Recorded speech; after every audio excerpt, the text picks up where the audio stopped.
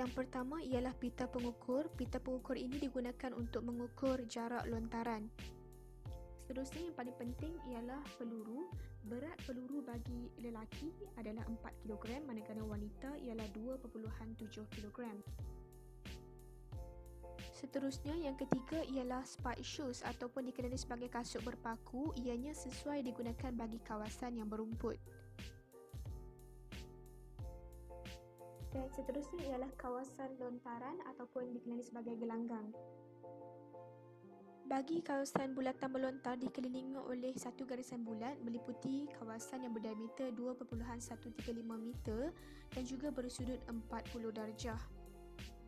Bagi kayu penghadang pula, lebarnya ialah 11.4 cm dan juga panjang adalah 1.22